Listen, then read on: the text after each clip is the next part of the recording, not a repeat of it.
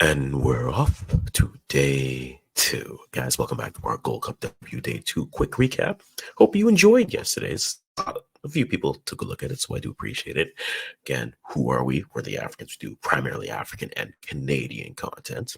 But because Canada's in the Gold Cup W, I figured I would try to do as many recaps of the days, watch all the games, give my 2 cents, because I don't know, algorithm. Anyways, we're here to talk about day two of the W Gold Cup that's happening. But this, so, really appreciate it. So, first game of the day.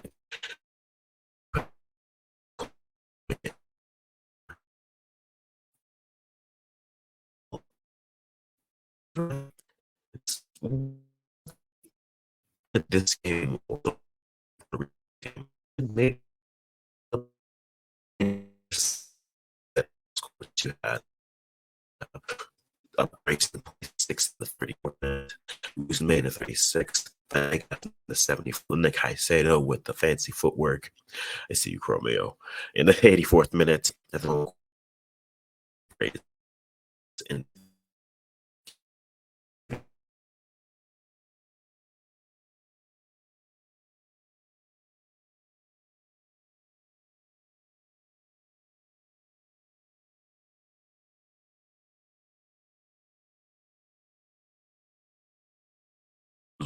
with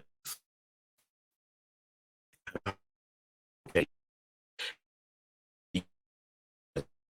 World Cup. I want teams to have good showings at the World Cup. No, doesn't have necessarily a win, but that last game versus France did show that hey, that he can play. If you I think that was the frustrating thing, the few I think ill-timed fouls, which they weren't going to, and that's another thing that I want to bring up. The refs are letting these players play.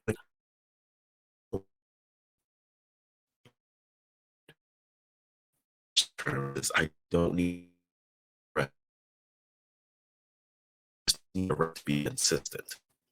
If I put my boots to a chin and it's not a foul, the next foul,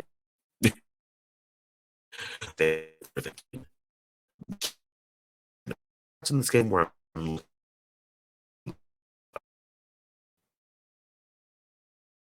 a few of those no ball contact challenges where the ref just said, I get it, you're frustrated, and I get it, but if that's the standard of reffing that's going to happen in this tournament, that's fine. Just keep it consistent.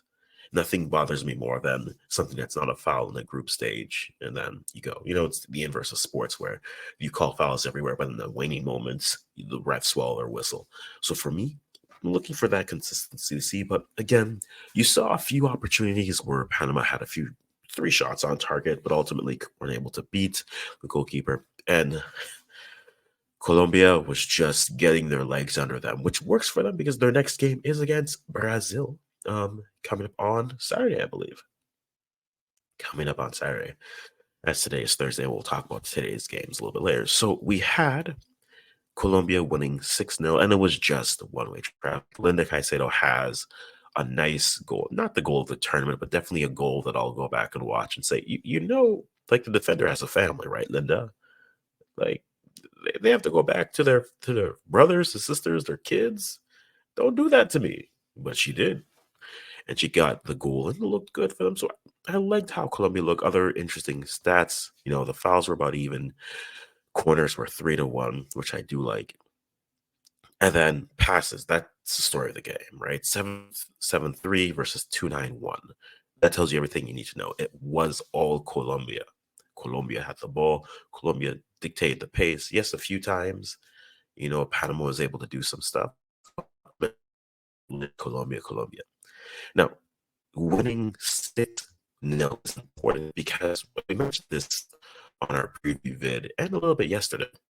The format is ranking teams 1 through 8. So if you are the second best team and you're in the same group, you are concede.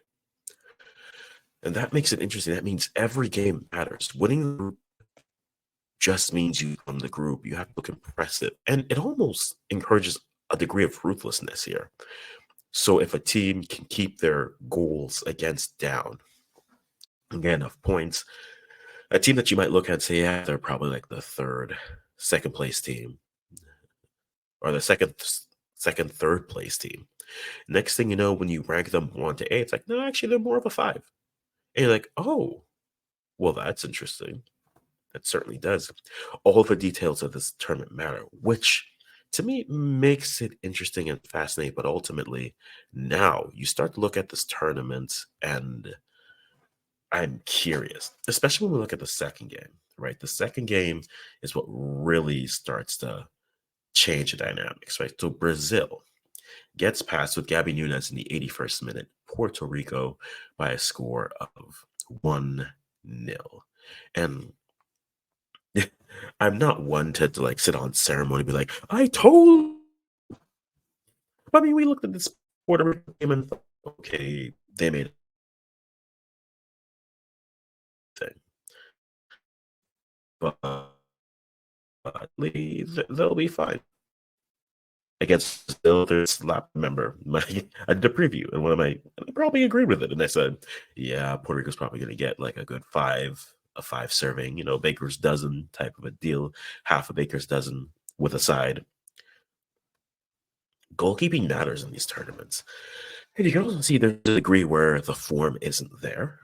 I found that very interesting watching the Brazil Puerto Rico game. I mean, let's take a look at these stats and what they say. 35 shots for Brazil versus 5 for Puerto Rico. And I think the difference in this game versus, say, the Colombia Panama game was you leaking out and starting to create some odd man opportunities. And against Brazil, maybe they didn't have the the right final touch to really.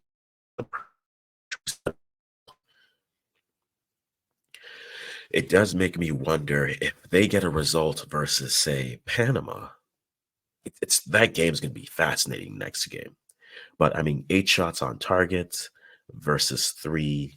A lot of the shots were in quality, right? You have some teams who have just shots that go on, and yes, there are some posts.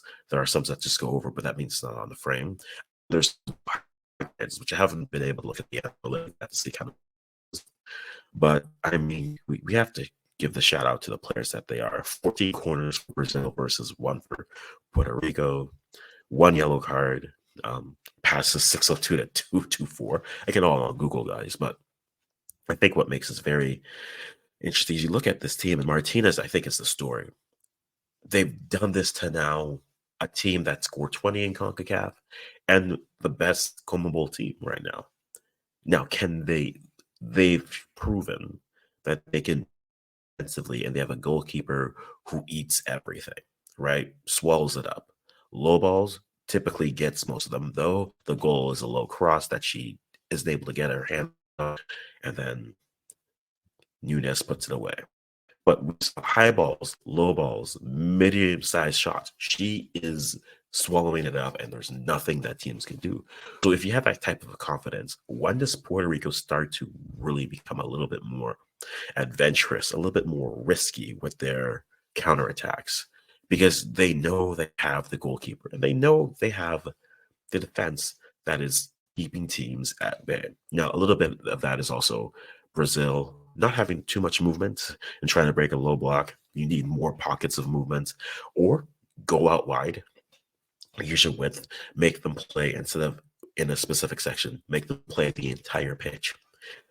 And you didn't really see that from Brazil until getting into the second half in terms of the opportunities that were created. So it does make it fascinating to see that. But now that you look at the groups, I do love what this does. So right now, Group B has Colombia in first place with 6 goals, Brazil in second place with 1 goal.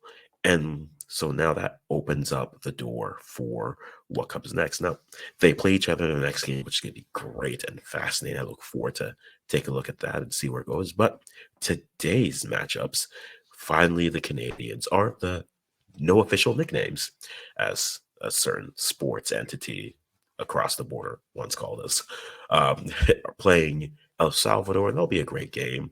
Costa Rica versus Paraguay. I think that's a curious game as well. 6:15 and at 9 o'clock Eastern in Canada. Check your local listings for that. But that's interesting, guys. Let me know what you thought about the games. Does Puerto Rico have a chance to do something in this tournament based off how they've played defensively?